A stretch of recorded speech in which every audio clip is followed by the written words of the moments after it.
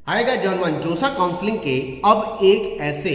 Twist या turning round का allotment आ चुका है जिसमें आप सभी को बहुत ज्यादा सिंसियर होकर के डिसीजन लेने की जरूरत है। बात करते हैं जोसा के 4th राउंड के अलॉटमेंट के बाद आखिर किस स्टूडेंट को आगे क्या प्लानिंग करनी चाहिए ताकि वो अपने करियर के लिए आगे की राउंड की काउंसलिंग में पार्टिसिपेट करने के लिए, चाहे वो जोसा हो चाहे वो सीए से भी हो, सही डिसीजन ले पाए। नंबर 1 पे वो कैटेगरी के स्टूडेंट जिनको जोसा में पहली बार 4th राउंड में अलॉटमेंट हुआ है, हालांकि वो बहुत कम बच्चे हैं, उनको पूरी ऑनलाइन रिपोर्टिंग के प्रोसेस को कंप्लीट करना होगा। Document verification, slide, float, freeze के ऑप्शन को चूज करना होगा और फीस जमा करनी पड़ेगी, तो काउंसलिंग से बाहर हो जाएंगे। नंबर 2 कैटेगरी के वो स्टूडेंट जिनको आईआईटी मिला है लेकिन वो चाहते हैं कि यार वो आईआईटी की इस पर्टिकुलर ब्रांच से बिल्कुल अनसेटिस्फाइड है और जिनकी प्लानिंग है कि वो 2025 में जेईई एडवांस का एग्जाम देना चाहते हैं, तो उनको इन एनी हाउ 15 जुलाई तक अपनी मिली हुई आईआईटी के सीट से विड्रॉ करना पड़ेगा, नहीं तो वो 2025 में जेईई एडवांस का एग्जाम नहीं दे पाएंगे। नंबर 3 पे ऐसे स्टूडेंट जिनको आईआईटी की सीट तो मिली है लेकिन लगता है कि ब्रांच अच्छी नहीं मिल रही है जिनको लगता है भी अच्छी ब्रांच नहीं मिली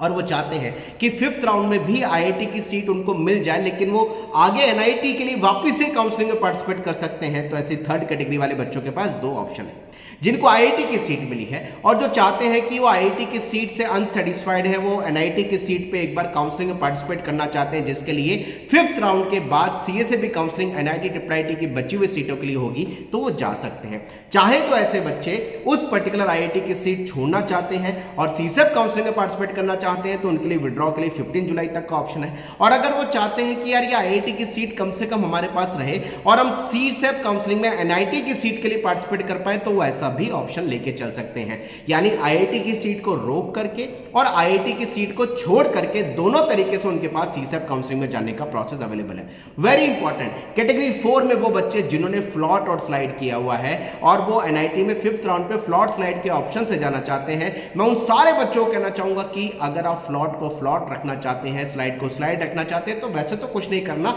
लेकिन आप अपने कॉलेज की प्रेफरेंस को प्रॉपर तरीके से दोबारा चेक कर लीजिए, क्योंकि जोसा का 5th राउंड काउंसलिंग के बाद कोई काउंसलिंग का फर्दर राउंड आगे आईआईटी एनआईटी के लिए नहीं है। यानी मैं एक बात क्लियर कह रहा हूं कि 4th राउंड में आपने जो फ्लॉट किया हुआ है, जो स्लाइड किया हुआ है, 4th राउंड में यही आपका अलॉटमेंट 5th राउंड में रिफ्लेक्ट होगा और 5th राउंड में जो आपको सीट मिल जाएगी, आप 4th राउंड की मिली सीट को क्लेम नहीं कर सकते। यानी जोसा का जो फाइनल राउंड का अलॉटमेंट है, 5th राउंड का वो अलॉटमेंट फाइनल माना जाएगा।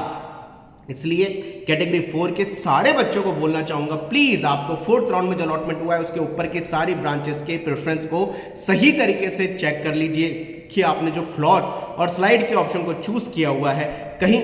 ऊपर की कोई भी ऐसी ब्रांच तो नहीं है जिसमें आप मिली हुई ब्रांच से थोड़ा सा सेटिस्फाइड, ऊपर की ब्रांच में ऐसा ना हो, कहीं वो गलत ब्रांच तो आपने नहीं भर दी है कि आपको 5th राउंड में अलॉट हो और आप सोचो यार पूरी काउंसलिंग में हमने ध्यान ही नहीं दिया, आपका करियर बर्बाद हो जाएगा, आपका साल खराब हो जाएगा, नुकसान होगा, क्योंकि 5th राउंड में मिली हुई सीट में हमें फाइनली पढ़ना पड़ेगा, उसमें कोई चेंजेस नहीं हो सकता। हालांकि एनआईटी के लिए सीसेप काउंसलिंग होने जा रही है, 5th राउंड में एनआईटी की सीट मिलती है, आपको लगता है दोबारा से काउंसलिंग में बैठना, लेकिन अगर सीएसएबी में कोई भी अपग्रेडेशन नहीं हुआ तो भी उस एनआईटी की सीट में पढ़ना पड़ेगा। इसलिए बच्चों 4th राउंड के बाद एक ऐसा ट्विस्ट वाला राउंड है कि फ्लॉट और स्लाइड के ऑप्शन में हम सही तरीके से चेक कर ले, अगर डाउट हो तो उसको 15 जुलाई तक इन एनी हाउ चेंज कर लें, इन एनी हाउ डाउट होने पर उसमें डिस्कशन करने के बाद उसको चेंज कर लें, फ्लॉट को स्लाइड में या फिर स्लाइड को फ्रीज में, ताकि आपके 4th राउंड की मिली हुई ब्रांच से कोई ऐसी हल्की ब्रांच आपको 5th राउंड में अलॉट ना हो जाए जो आपको बाद में पकड़ आए और नुकसान हो जाए। तो ये चारों कैटेगरी का सबको ध्यान रखना है। यही कैटेगरी वाले बच्चे मैक्सिमम नहीं है,